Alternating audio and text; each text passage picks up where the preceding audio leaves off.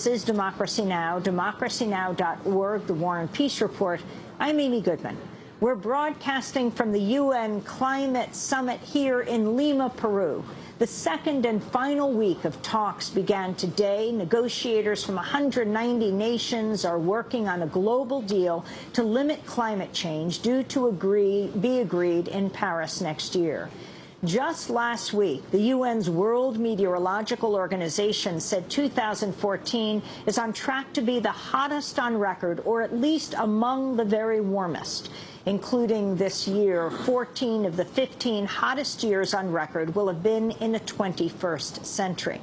Deep divisions remain between developed and developing nations on how much the world's largest polluters should cut emissions and how much they should to help poorer nations deal with climate change. Last week, Australia announced it would stop giving money to the Green Climate Fund. The head of China's delegation criticized Australia's decision. What I can say is that it's not good news that Australia, if it's true, that refused to provide any money into the GCF. I think I think that's legal obligation for all developed country parties to make their contributions in order to. That also would have a very important impacts in the negotiating process. It's a trust building process. Climate activists are preparing for a major march here on Wednesday in Lima. On Saturday, hundreds of indigenous representatives of Amazonian tribes gathered on a beach in Lima to form a human banner that read, "People's Rights, Living Forests." John Quigley helped organize the action. We have Pachamama, which is symbolized by a tree and the face of Pachamama together. People plus the nature together. And the message is people plus rights equals living forests. And living forests are a solution to climate change. Indigenous activists opposed to mining and deforestation have faced severe harassment and violence throughout South America. Just last week, the body of an Ecuadorian indigenous leader was found dead just days after he was to travel to Lima for the climate talks. Jose Isidro Tendenza Antun of the Shuar Federation of Zamora was last seen heading to a meeting of activists opposed to copper and gold mines. According to the Global Witness Group, at least 57 environmental activists have been killed in Peru since 2002.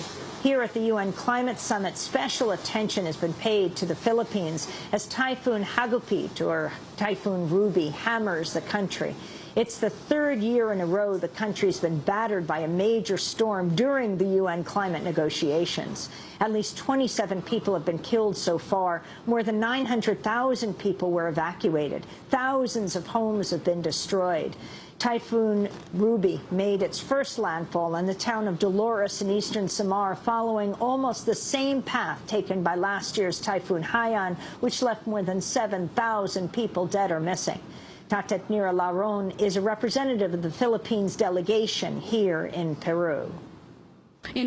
Reputation or experience of facing being hit by huge typhoons, especially during these climate meetings. When we were in Doha, it was Typhoon Bhopal.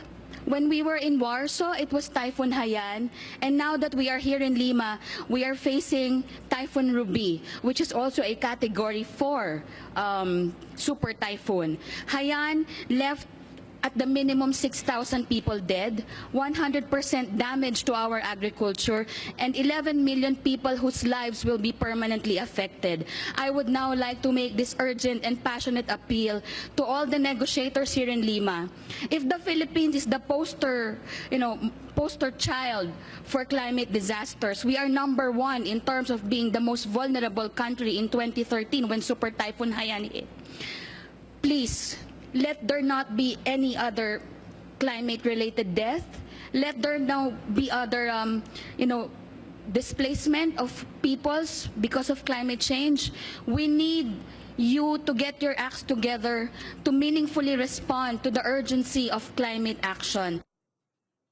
For more, we're joined now by Liddy Nakpil, convener of the Philippine Movement for Climate Justice and Asia coordinator of Jubilee South, vice president of the Freedom from Debt Coalition of the Philippines. She also serves on the board of 350.org and is the coordinator of the global campaign to demand climate justice. Welcome to Democracy Now! Liddy, can you talk more about what's happening right now in the Philippines? The local term for the typhoon is Ruby. Hagupit is the international term. Yes. Tell us how you've prepared and what's happened. Well, it's not the first major typhoon in the Philippines this year. It's actually more than a dozen now, close to 20. But it is by far the strongest for this year. It's moving very slowly, which is bad because it's hitting longer, the population. It's moving across an area where there's more than 32 million people living. The winds are not as strong as Haiyan, but still at the super typhoon level. So we're very, very concerned and worried. There's more than 6 feet of water in Tacloban, which was the area hardest hit by Haiyan. So people, many of them still living in tents from the Haiyan experience, have been displaced. And this is really a major nightmare for our people because it's just telling them over and over again that the world is failing to act on climate change, and we are one of the first to suffer for that. The Filipino delegation here in Lima at the UN climate talks has also made headlines in recent days over the surprising absence of Yeb Sanyo, the country's former lead climate negotiator. Sanyo made international headlines at both of the last two climate summits after he gave emotional speeches over the link between climate change and the deadly typhoons. He spoke last year on the opening day of the UN Climate Summit in Poland about Typhoon Hagupit at the time, one of the strongest storms ever recorded. Typhoons such as Haiyan and its impacts represent a sobering reminder to the international community that we cannot afford to delay climate action.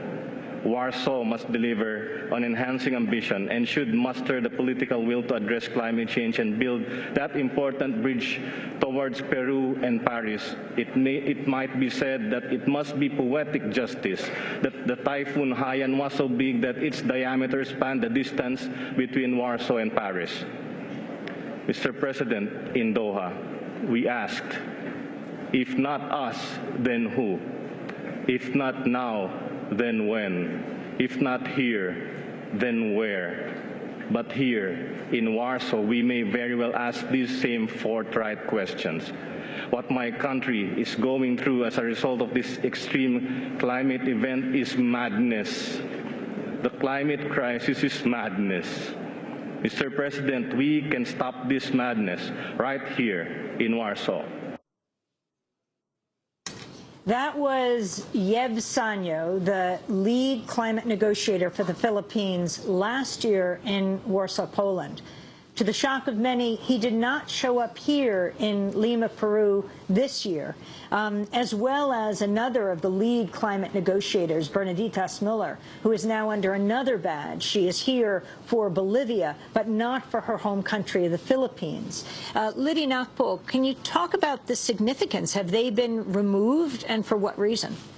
Well, of course, we all know that the interests that will be served by the absence of Yeb and Ditas will be those of the developed country governments who have been actually expressing their protest about how they have Yeb and Ditas have been very strong in their positions in defending the interests of the peoples of developing countries and the peoples of the Philippines.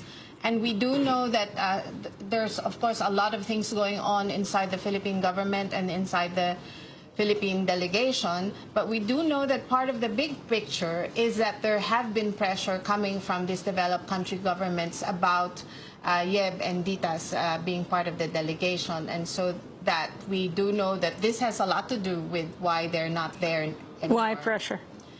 Well, because it has been said that the so-called partners of the Philippines, you know, the longtime allies like the United States, have found the positions of Yeb and Ditas too radical for their comfort.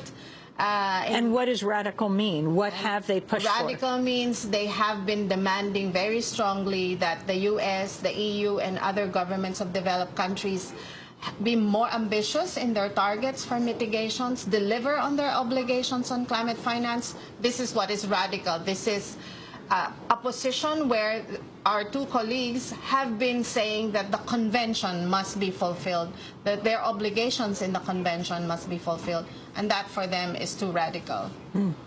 Yeb Sanyo has not granted interviews, but he has tweeted, "They can silence my mouth, but they cannot silence my soul."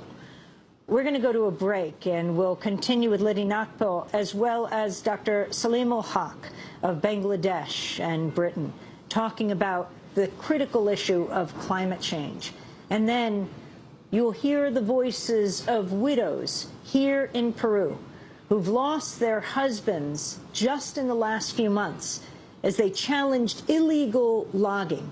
They've come to Lima to demand reparations and to demand the government do something about protecting the Amazon rainforest. Stay with us.